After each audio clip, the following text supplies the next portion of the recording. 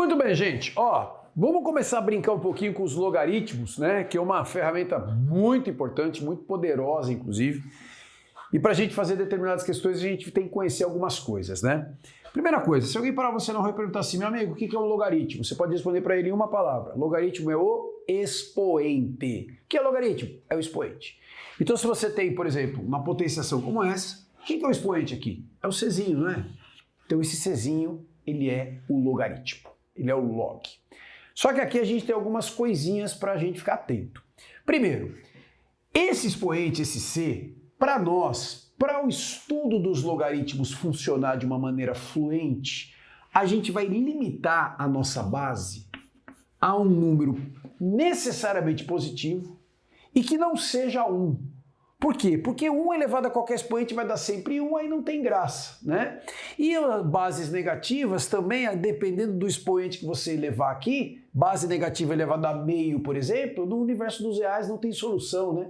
Porque menos 2 elevado a meio é raiz quadrada de menos 2, nos reais não tem solução. Então, para que a coisa flua bem, a gente vai fixar essa base, esse Azinho, como sendo positivo, diferente de 1, e, consequentemente, esse B que está aqui, que é o resultado da potenciação, também vai ser positivo, certo?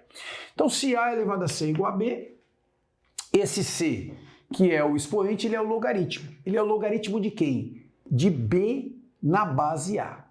E por que que o C é o log de B na base A? Porque se eu pegar essa base A e elevar ao expoente C, o resultado dessa potenciação vai dar o B. Então isso aqui é o looping do log, né? Essa volta aqui, ó, é a definição do log. A elevado a C vai dar B. A elevado a C vai dar B, certo? Então essa daqui é a operação inversa do logaritmo, ok? Muito bem. Agora, existem algumas propriedades, né? E duas das principais propriedades eu já coloquei aqui. Primeira propriedade. Quando você tem o logaritmo de um produto B vezes C na base A. Sempre que você tem o log de um produto na base A, você pode reescrever o log de um produto como sendo uma soma de logaritmos. Então é como se eu separasse, né? Log de B na base A somado com o log de C na base A, que é o que está aqui. Agora, se na multiplicação isso vira uma soma de logs de mesma base, se eu tivesse uma divisão, o que ia acontecer? Ia virar uma subtração. Então, se eu tivesse B dividido por C aqui, ó, certamente isso viraria uma subtração de logs, ok?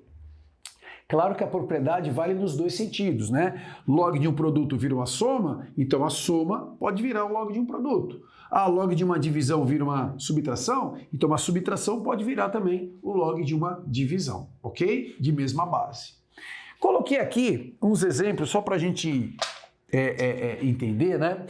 Digamos que alguém diga para você assim, olha, o log de 2 é 0,30. Bom, primeira coisa, qual é a base que o log que a gente está trabalhando aqui? Base 10, né? Se ele não forneceu a base para nós, a gente subentende-se que a base é 10. A gente não escreve porque não precisa, mas quando a base não está presente, a gente considera como base 10.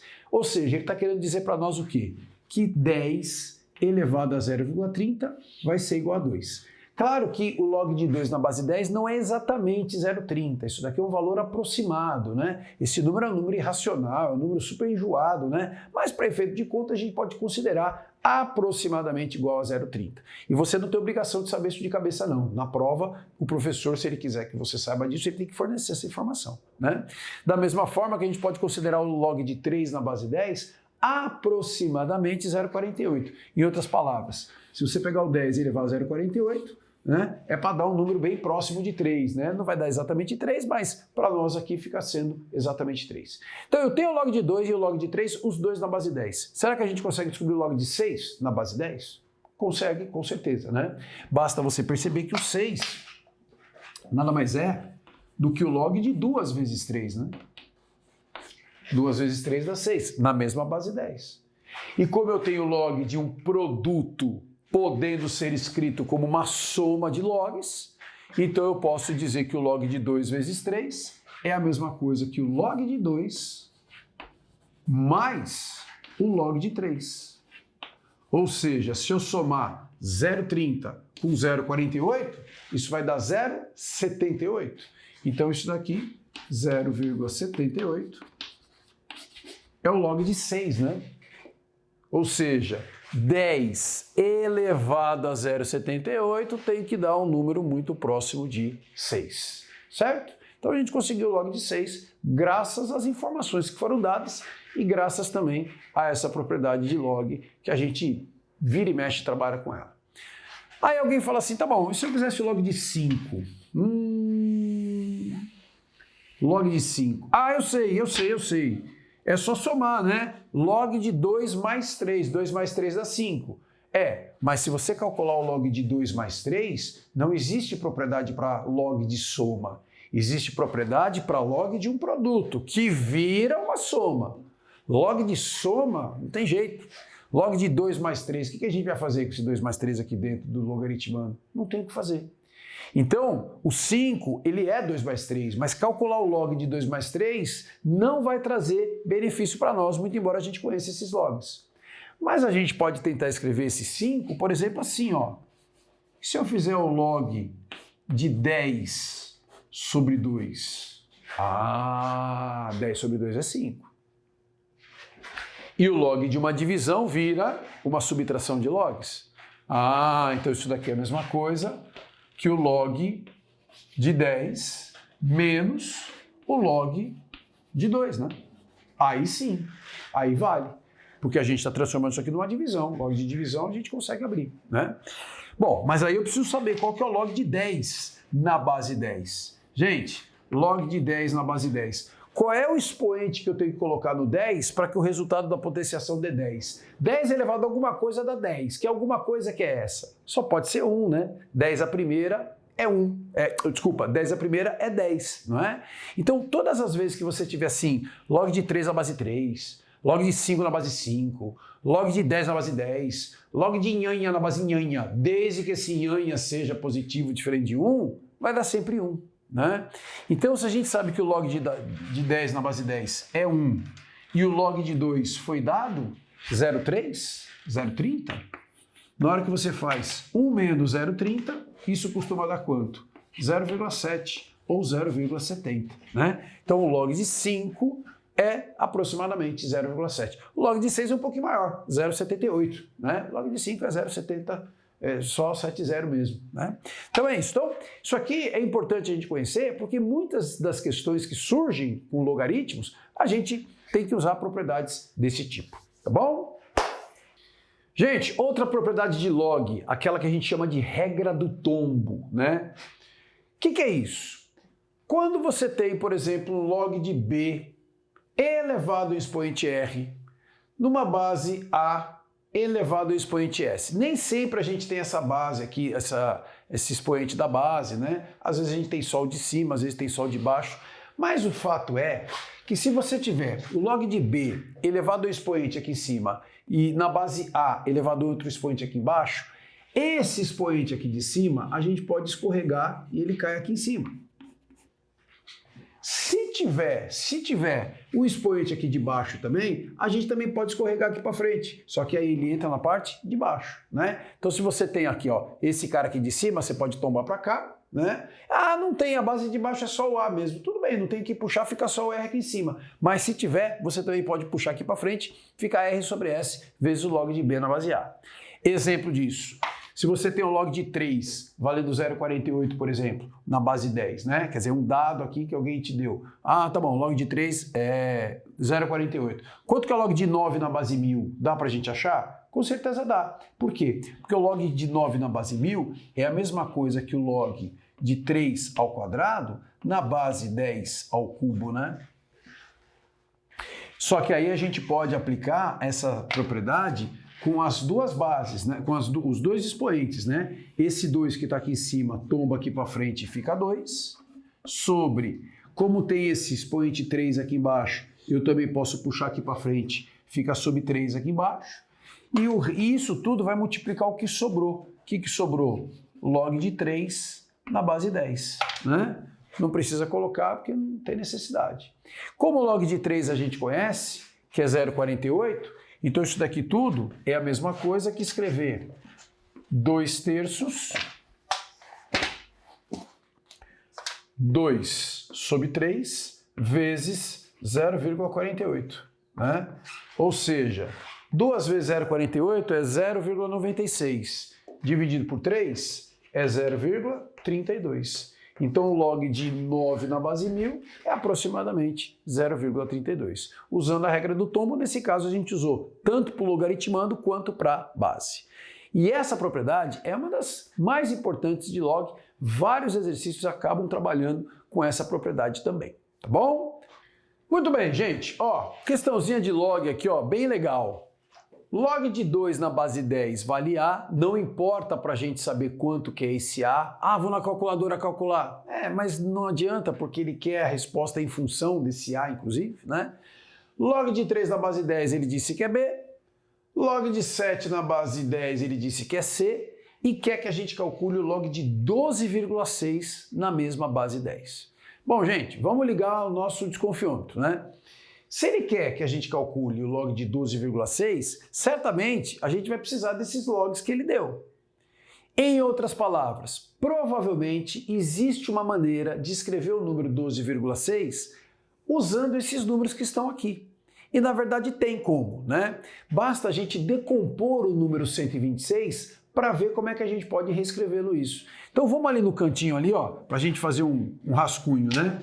Quando você pega o 126 e escreve na forma de produto de fatores primos, você fatora o número, né? Você vai dividindo por todos os primos positivos que você conseguir. Então o menor primo positivo que a gente pode usar aqui é o 2. Então se você dividir por 2 aqui, ó, 126 por 2 dá 63. Só que 63 não dá por 2, mas dá por 3. Ah, então se eu dividir por 3 aqui, vai dar 21, né? 21 por 3 novamente dá 7, e o 7 é primo, né? Então só vai dar por 7 mesmo, fica 1 aqui, ou seja, o 126 é a mesma coisa aqui, 2 vezes 3 ao quadrado vezes 7, né? Mas ele não está falando do número 126, ele está falando do número 12,6. Tudo bem, então se eu puser uma vírgula aqui, significa que eu dividi esse número por 10, né? Então eu vou dividir esse outro número aqui por 10 também, e aí certamente isso daqui tudo vai chegar no número 12,6. Em outras palavras, calcular o log de 12,6 é a mesma coisa que calcular o log de 2 vezes 3 ao quadrado vezes 7, tudo isso sobre 10, né? É esse log que a gente quer calcular. Só que percebam também que isso daqui dá para ser reescrito de outra forma, né? Lembre-se da propriedade, log de um produto vira soma de logs e log de uma divisão vira subtração de logs, tudo na mesma base, no caso base 10. Então, a gente pode abrir isso daqui em log de 2 mais, né, que eu estou multiplicando, log de 3 ao quadrado mais, estou multiplicando, log de 7 menos, que agora eu vou dividir, log de 10, né? É isso aqui, certo? Bom, log de 2. Log de 2, ele deu. É o Azinho. Azinho. Mais log de 3 ao quadrado. Ele não deu log de 3 ao quadrado, ele deu log de 3, né? Mas lembre-se da regra do tombo. Esse expoente 2 aqui, ó, eu posso tombar aqui para frente, né? Vai ficar 2 vezes. Aí o log de 3 que é o que sobrou. E o log de 3 é quem? É B. Ah, então vai ficar 2B. Mais log de 7, C. Menos log de 10 na base 10. Quanto é log de 10 na base 10? 1. 1.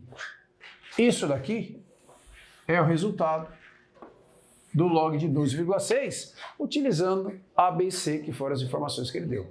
Esse aqui é o resultado da nossa conta. Certo? Muito bem, gente. Ó, acompanha comigo a leitura dessa questão aqui, ó.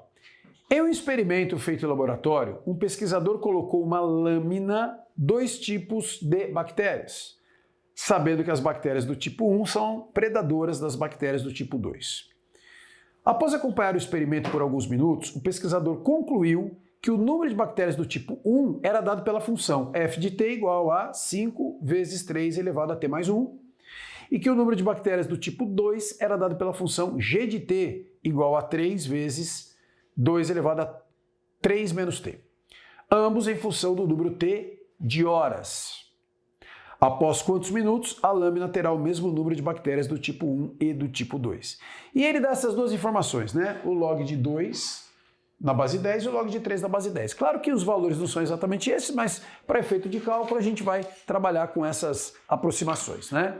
Bom, então o que ele quer? Se ele quer que a quantidade de bactérias do tipo 1 seja igual à do tipo 2, então a gente vai igualar f de t com g de t. Em outras palavras, nós vamos igualar 5 vezes 3 elevado a t mais 1 com a outra quantidade, que é 3 vezes 2 elevado a 3 menos t, não é? Essa é a equação que a gente tem, uma equação exponencial, é aquela onde a variável está no expoente. E para a gente resolver essa equação exponencial, aparentemente aqui não está tão fácil da gente transformar tudo na mesma base, né? Tem base 2 aqui com expoente, né? Aqui base 3 com expoente, então não está tão simples da gente transformar na mesma base. Mas pelo menos ele deu os valores dos logaritmos, então num dado momento a gente vai precisar disso para a gente poder trabalhar com a coisa, né? Só que a ideia é que a gente consiga já transformar algo o mais simples possível. Então assim, esse 3, por exemplo, que está multiplicando, se eu passar dividindo para cá, vai virar uma fração aqui, né? 3 elevado a t mais 1 dividido por 3. E aí, quando a gente tem uma fração de bases iguais, a gente pode juntar as duas numa só, né? Subtraindo os expoentes. Então vai ficar o t mais 1, que é o expoente de cima, dividido por 1, que é o expoente de baixo. T mais 1 menos 1 dá t. Então a gente pode reescrever a mesma coisa assim, né? 5 vezes 3 elevado a t, né? Porque eu já passei dividindo, já fiz a subtração. Isso tudo vai ser igual a 2 elevado a 3 menos t. Muito bem. Agora, gente, se esse lado todo é igual a esse outro lado todo, se eu calcular o log na mesma base dos dois lados, vão continuar sendo iguais, né? E essa é a grande sacada. Como ele dá o log de 2 e o log de 3, pô, aparece aqui, ó, 2 e 3, vamos forçar para a gente usar logo essa informação. Então, se eu calcular o log na base 10 de 5 vezes 3 elevado a t, obviamente que isso daqui vai ter que ser igual a eu calcular o log de 2 elevado a 3 menos t, não é? Tá, mas e aqui, o que a gente faz? Bom, aqui a gente tem o log de uma multiplicação. Log de um produto vira uma soma de logs. Então aqui eu vou poder escrever log de 5 mais o log de 3 elevado a t, né? Transformei numa soma. E aqui, por enquanto, eu vou deixar só o log de 2 elevado a 3 menos t mesmo, né? Tá, só que a ideia é a gente melhorar isso, né? Log de 5, o log de 5 a gente não tem, não foi dado. Mas a gente pode calcular. Lembre-se que 5 é a mesma coisa que 10 sobre 2. 10 dividido por 2 dá 5, né?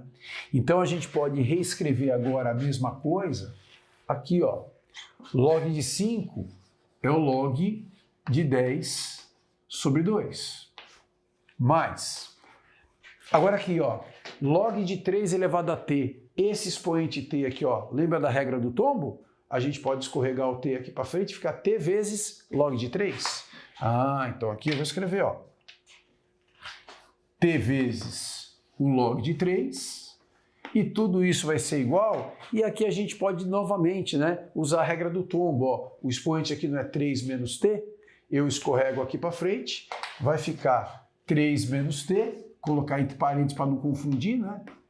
Vezes o log de 2, né? Que é o log que sobrou aqui. Bom, agora a gente pode, mais uma vez, abrir essas expressões e, consequentemente, usar aquelas informações que foram dadas ali.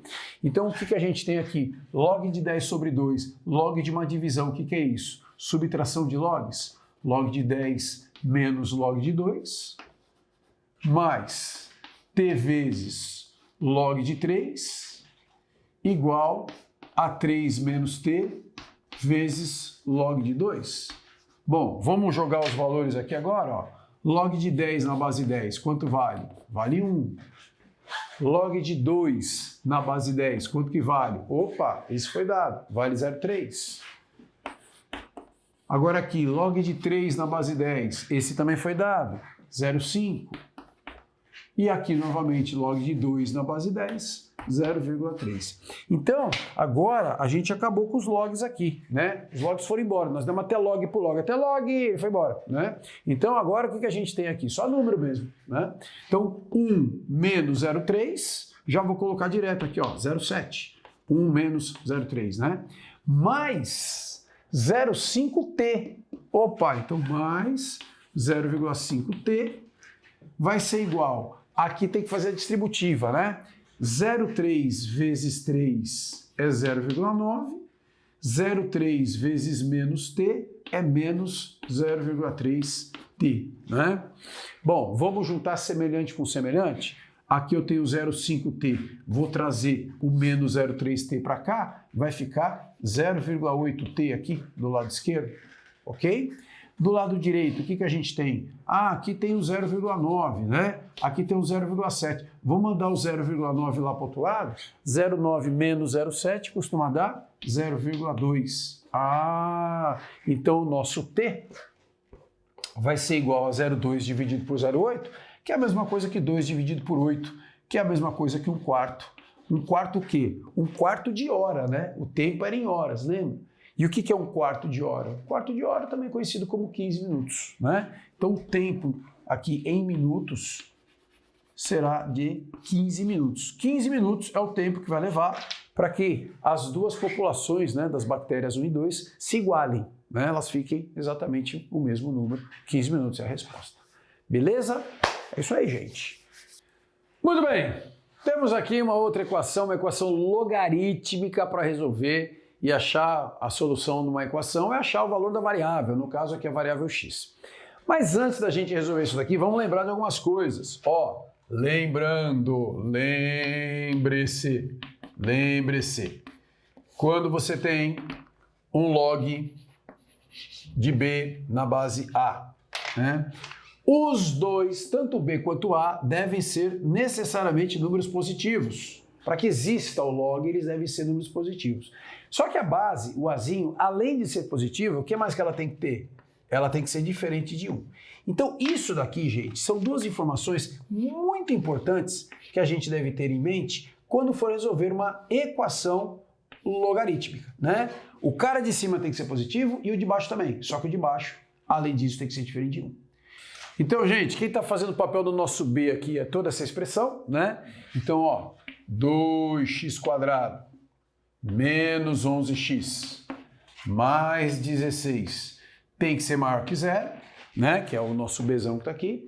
E além disso, a nossa base, que no caso é o x menos 2, também tem que ser positivo. E além disso, o x menos 2 também tem que ser diferente de 1, certo? Muito bem. Eu não vou dar muita bola por enquanto para essa parte aqui de cima. Eu vou priorizar essa parte aqui de baixo, tá? Já já eu vou explicar o porquê que eu vou deixar para depois. Bom, se o x menos 2 tem que ser maior que 0, manda o menos 2 para o outro lado, a gente descobre que o x tem que ser maior que 2, né? Tá, então o x tem que ser maior do que 2. Só que se eu mandar o menos 2 lá para o outro lado, a gente descobre que o x tem que ser diferente de 3. Então x não pode ser 3. Então, se por acaso a gente descobrir uma solução igual a 3, a gente vai ter que dispensar. Se a gente descobrir alguma solução menor do que 2, também nós vamos ter que dispensar, né? Porque nós temos essas restrições. Ainda tem essa outra aqui, mas já já nós vamos falar sobre essa restrição também, tá? Bom, então uma vez que todas as restrições já estão sendo atendidas, como é que a gente pode então fazer para resolver isso daqui? A gente pode aplicar a definição de log, né? Ou seja, por que o log desse cara nessa base dá 2? Porque se eu pegar essa base que está aqui e elevar a esse expoente, certamente o resultado vai ter que dar esse cara aqui de cima. É o looping do log, é o looping da definição, não é? Então, sendo assim, a gente vai poder dizer o seguinte, olha, x menos 2 ao quadrado vai ter que ser igual a 2x ao quadrado menos 11x mais 16. Desenvolvendo esse produto notável, nós vamos ficar com x ao quadrado menos 4x mais 4 igual a 2x ao quadrado menos 11x mais 16. Bom, vamos juntar semelhante com semelhante? Esse x ao quadrado eu vou mandar com esse outro 2x ao quadrado, vai ficar x ao quadrado. O menos 4x vai para lá como 4x, com menos 11x dá menos 7x. Esse 4 eu vou mandar para lá, ele vai como menos 4. Menos 4 mais 16 dá mais 12. Tudo isso igual a zero. Caímos numa equação do segundo grau. Você pode resolver por delta, se quiser, ou pode resolver por soma e produto. Vamos lembrar como é que era soma e produto? A soma das raízes é menos b sobre a, que no caso aqui, ó, menos b sobre a é menos 7 sobre 1. Menos 7 sobre 1 é 7. Então a soma é 7. O produto C sobre A. Quem é que está fazendo o papel de C sobre A aqui para nós? 12 sobre 1. 12 sobre 1 é 12, né? Então, eu consigo resolver a equação de segundo grau se eu descobrir de cabeça dois números que somados dão 7, multiplicados dão 12. No caso, 3 e 4. Então a gente vai ter o x igual a 3 ou o x igual a 4, né? Bom, quantas soluções nós encontramos aqui? Duas? A princípio sim, mas as duas vão servir como solução? Não. Lembre-se que a gente tem uma restrição, ó. O x não pode ser 3, né? O x tem que ser diferente de 3. E a gente encontrou que o x igual a 3 aqui. Essa solução não vai servir. Obviamente que a solução x igual a 3 a gente vai ter que dispensar. E a outra solução, x igual a 4, essa serve? Bom, a princípio sim, porque a gente tem que ele tem que ser maior que 2, o 4 é maior que 2, ok. Mas para garantir que realmente o x igual a 4 seja a solução, o 4 tem que ser um número que transforma esse cara aqui em algo positivo. Se você jogar o 4 aqui e descobrir que esse cara aqui, por exemplo, não é positivo, também nós vamos ter que dispensar. E aí fica sem solução, né? Fica com o conjunto vazio. Mas quando você joga o 4 aqui, 4 ao quadrado dá 16, vezes 2 dá 32. 11 vezes 4 dá 44. Então, 32 menos 44 dá menos 12, só que menos 12 mais 16 dá 4. 4 é maior que 0? Então legal. Então, o x igual a 4 serve para nós, ele é solução para a gente. Por quê? Porque ele se encaixa em todas as restrições, né? Ele não é anulado por nenhuma restrição. O 3 a gente vai ter que dispensar. Então, o conjunto verdade, nesse caso, vai ser formado por quem? Somente pelo 4. É a única solução que a gente tem, né? Agora, algumas dúvidas que talvez algumas pessoas estejam se perguntando. Mas será que eu não teria que antes, então, já verificar isso daqui, né? Achar os valores de x que serviriam como solução? Poderia, se você quisesse, né? Eu optei por fazer o teste depois, mas você já poderia ter resolvido essa linha equação antes, se você quisesse, né? Só que quando você resolve essa linha equação antes, você vai descobrir que essa função, que é uma função quadrática, cujo gráfico é uma parábola e nesse caso tem concavidade para cima, porque o azinho é positivo, ela vai ser uma parábola que não vai tocar o eixo x. Ou seja, se ela é uma parábola que não toca o eixo x, significa que não tem raiz real. Então ela está sempre acima do eixo x. Ou seja, a imagem vai ser sempre positiva. Então não vai ter problema algum, porque como essa parábola ela é sempre positiva, não existem valores de x que vão transformar isso negativo, né? Então por isso que eu não dei muita bola para esse cara aqui. Mas eu fiz a verificação depois e depois a gente viu que realmente o 4 servia, porque na verdade qualquer número serviria para esse cara. O 3 ele esbarrou aqui, né? Mas aqui o 3 não teria problema também, né? Então tanto faz, você pode deixar para fazer a verificação no final, já pode resolver a equação antes se você quiser, Eu acho que na maioria dos casos acaba sendo mais fácil você fazer a verificação final igual eu fiz aqui, mas os dois estão corretos, tá bom? É isso aí, gente.